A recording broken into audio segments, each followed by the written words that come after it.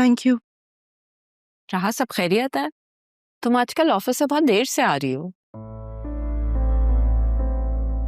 हाँ, वो बस ऑडिट वाले या लैंड रेवेन्यू वाले रोज आ जाते हैं किसी न किसी बहाने से, या फिर अपने ऑफिस बुला लेते हैं। अभी भी वहीं से ही आ रही हूँ मैं। अच्छा, मैं सोच रही थी कि तुम अरमान से क्यों नहीं बात करती? उसके तो बहुत जान पहचान वाले होंगे ना ऑफिस में।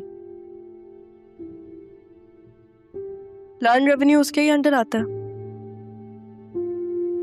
मिस्टर अरमान असिस्टेंट कमिश्नर, वही तो मुझे परेशान कर रहा है। उसकी वजह से ही लेट आ रही हूँ।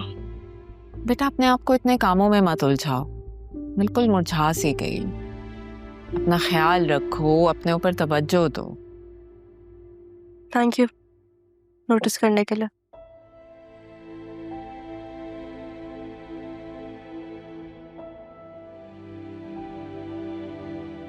क्या बात है, दो खवातीन बैठी फिर भी खामोश?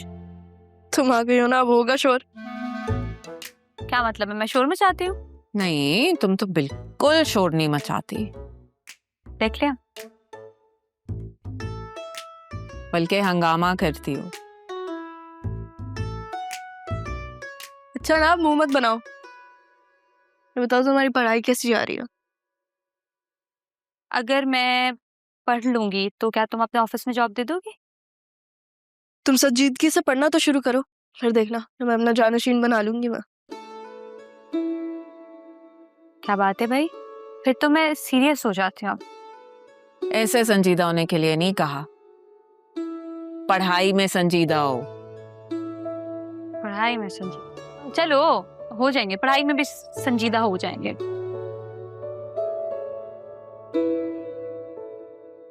हम आप सोच भी कैसे सकती हैं कि मैं अरमान के साथ? तो इसमें गलत क्या है? आप शायद भूल रही हैं, तो मैं आपको याद दिलाती हूँ। ये अरमान और ज़ैनब भी वही हैं जिन्हें आपने घर पे कभी मुलाजिम से ज्यादा अहमियत नहीं दी। ये लोग आपके मयार के नहीं थे ना। यही कह कह के आपने हमेशा मुझे अरमान से दूर रखा, और आज जब इन लोगों के पास पैसा आ गया तो आपका मयार ही बदल गया। बतूल, बात को इस तरह से मोड़ने की कोई जरूरत नहीं है। मैं बात नहीं बदल रही मम्मा। मुझे समझ में नहीं आ रही है कि आज जब आपकी बेटी खुला के बहाने पे खड़ी है तो आप मुझे कैसे कह सकती हैं कि मैं अरमान के साथ? आप ऐसा सोच भी कैसे सकती हैं मामा? मैं शादी नहीं करूंगी, और अरमान के साथ तो बिल्कुल भी नहीं। उस वक्त हालात और थे। मैं जो कुछ भी कर रही हूँ इसमें हम सबकी भलाई है। एक बात कहूं मामा, मुझे ऐसा लगता है कि आपकी बेहतरी का रुख हमेशा उस तरफ मुड़ जाता है जहां आपका फायदा ज्यादा हो। फजूल बातें मत करो। तुम्हें सिर्फ एक चीज ना अपने ध्यान में रखनी चाहिए।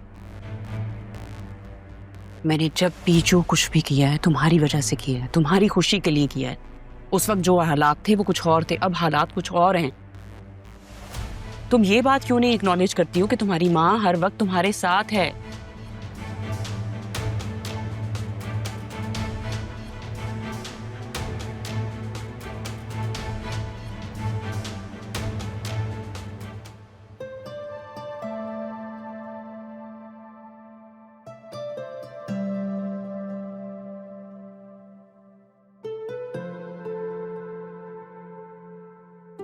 सारी चीज़ें आप लोगों ने रिव्यू कर ली। अब अगर आप लोगों को कोई इशू हो तो बता दिएगा।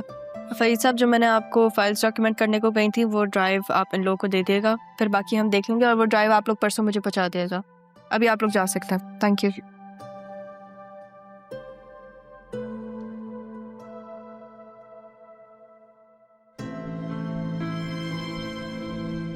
Thank you sir.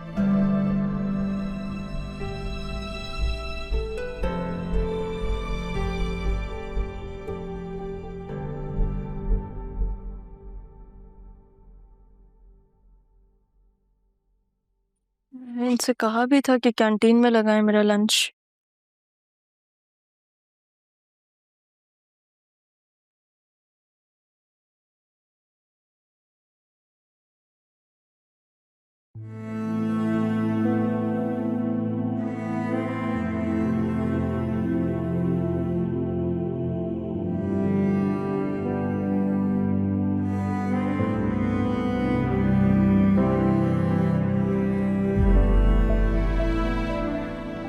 मेरी माँ के हाथ में जायका ही इतना, लोगों के हाथ ही नहीं रुकते।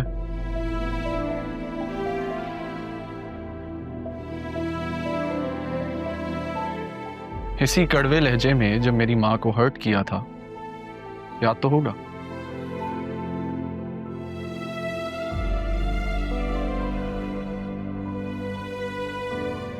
खाना तो खाती जाओ।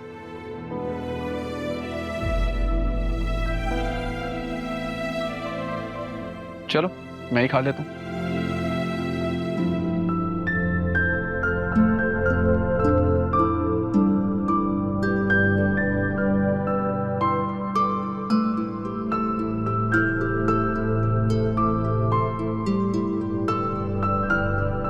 सुभान अल्लाह।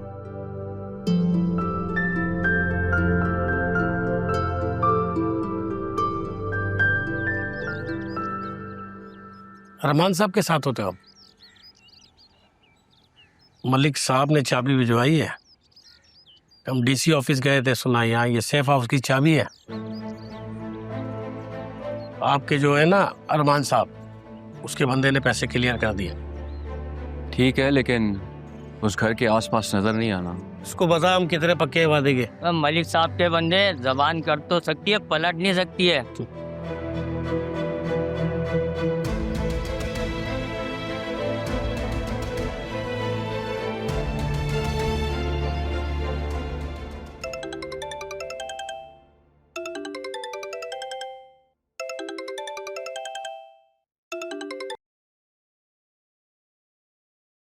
Hello hello Zainab bi, I am sorry, I am very sorry. हम मिल सकते हैं प्लीज़, लेकिन आप किसी को बताइएगा नहीं।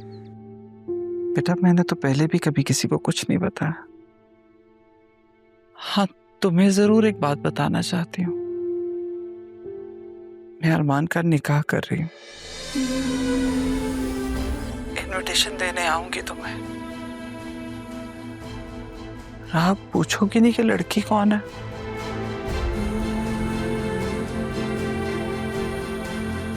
हेलो,